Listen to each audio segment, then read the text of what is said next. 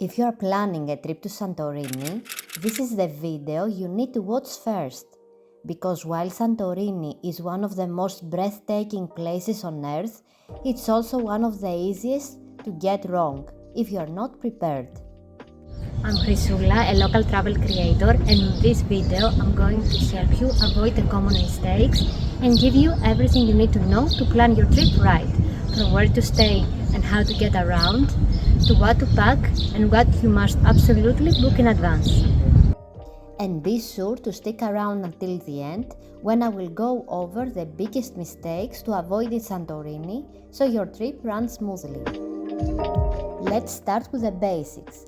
How do you actually get to Santorini? The island sits in the Aegean Sea, about 200 kilometers southeast of Athens. You can either fly or take a ferry. A flight from Athens is the quickest option. It only takes around 45 minutes. But if you are up for a scenic adventure, ferries from Athens take between 5 to 8 hours depending on the type. They also connect Santorini to other islands like Mykonos, Naxos and Crete. Now, let's talk geography. Most people think of Santorini as one island, but it's actually an archipelago. The main island is called Thira. That's where most of the action happens. But there are also Nea Kameni, which many people call the volcano, Palea Kameni, Thirassia and Aspronissi. The whole area was shaped by a massive volcanic eruption around 1600 BC, and that's what created the jaw-dropping caldera cliffs. So here is something to remember when booking your hotel.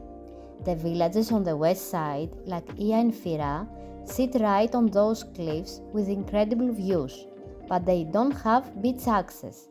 The beaches are all on the flatter eastern side of the island. Speaking of where to stay, it really depends on what kind of trip you want.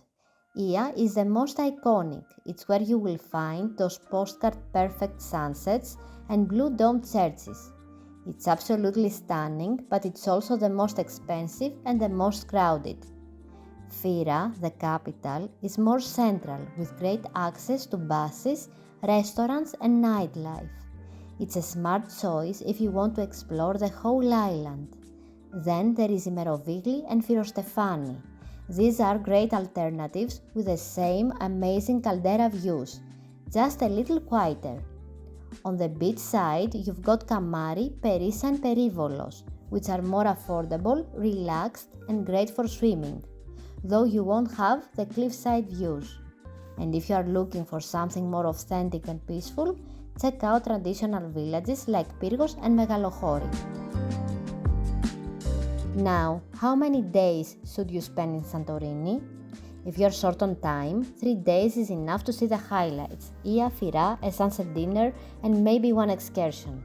But if you really want to dive into the island's experiences, think wine tasting, volcano hikes, beach hopping and visiting archaeological sites, then 4 to 5 days is ideal.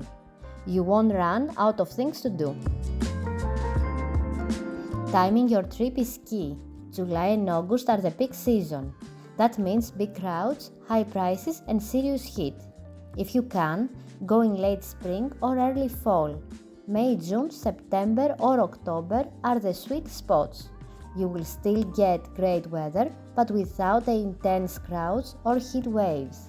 Winter is quiet and peaceful, but many places shut down and the weather is cooler, so just keep that in mind. Once you're on the island, how do you get around? You've got a few options. Public buses run by CTEL are cheap and cover all the main towns. Just know that they only take cash and can get very full in high season. The main bus station is in Fira. Renting a car, scooter or ATV gives you way more freedom, especially if you want to explore less touristy spots. But parking can be tricky in Fira and Nia. Taxis exist, but they are limited and expensive. One thing you absolutely have to do, even if it's just once, is hike the trail from Fira to Ia. It's about 10 kilometers along the caldera with views that will blow your mind. Before you go, let's talk about what to pack. The sun is no joke in Santorini. Bring light, breathable clothes, a hat, good sunscreen and sunglasses. You will also need comfortable walking shoes. There are a lot of stairs and uneven paths. Don't forget your swimsuit and a light jacket for the evening.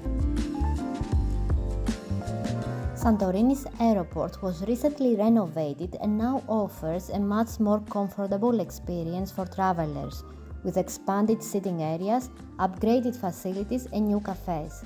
That said, it's still a small airport and can get crowded during the high season. Be sure to arrive early, especially for departures, and give yourself extra time to check in and pass through security smoothly. When it comes to money, credit and debit cards are accepted in most places, but not everywhere. Small shops, some tavernas and especially public buses only accept cash, and occasionally you might hear technical issue as a reason for card refusal. So it's always a good idea to carry some euros with you. You will find ATMs easily in Fira, Ia and other busy spots around the island. Budget-wise, Santorini isn't cheap, but it doesn't have to break the bank either. A coffee might cost you around 3 to 5 euros, and a sit-down dinner for two can be anywhere between 40 to 80 euros, depending on where you go. Sunset view dinners can easily go above 60 euros per person, but you are paying for the view as much as the food. Speaking of food, book your sunset view restaurants at least a day or two in advance, especially in Ia. The best spots fill up fast. Some of my favorite restaurants on the island include μεταξύ μας in έξω γωνιά, η σπηλιά του Νικόλα in Ακροτήρι and the Fish Taverns in Plihada. If you are looking for a fine dining gourmet restaurant, I recommend Cellini in Fira. Okay, now let's get to the fun part, the must-do experiences. You absolutely have to catch a sunset in Ia. Yes, it gets crowded, but it's still worth it. Just go early to grab a good spot. If you are up for a little adventure, take that hike from Fira to Ia. It's one of the most beautiful walks in the world.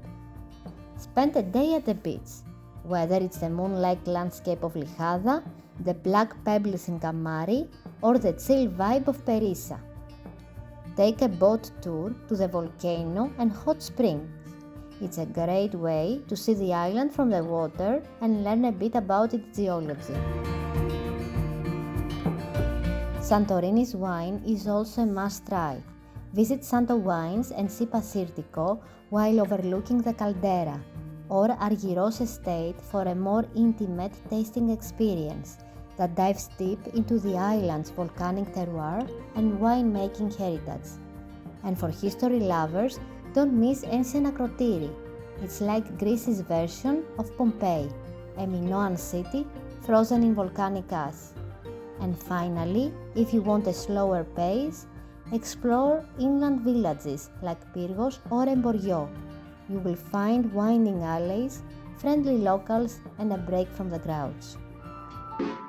Santorini is unforgettable, but a bit of planning will make it even more special. And just as important as knowing what to do is knowing what to avoid. Avoid planning too much in a single day. Distances may be short, but the island's layout and crowds can slow you down. Don't underestimate the heat either. Sightseeing in the middle of the day without water or shade can make even short walks feel exhausting. If you are driving, avoid the narrowest alleyways in traditional villages. They are not made for cars, and getting stuck can seriously ruin your day. Another common mistake? Not checking ferry schedules or booking airport transfers in advance, especially in high season. And when it comes to restaurants, don't expect a walk-in table at popular sunset spots. Always reserve. Finally, skip riding donkeys up the cliff in Fira. It's a tradition that's better left in the past. Use a cable car or walk if you're able. And while we're talking about responsible travel, here is one more thing to keep in mind. Please don't climb on the rooftops in Santorini. Those iconic white domes and blue churches? Many of them are private homes or sacred spaces, not photo spots. It might look harmless, but for the locals, it's frustrating and even disrespectful.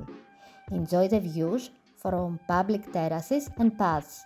You will still get amazing photos, and you will be helping protect the beauty and dignity of the island for everyone. Avoiding these common pitfalls will make your trip smoother, more comfortable, and way more enjoyable.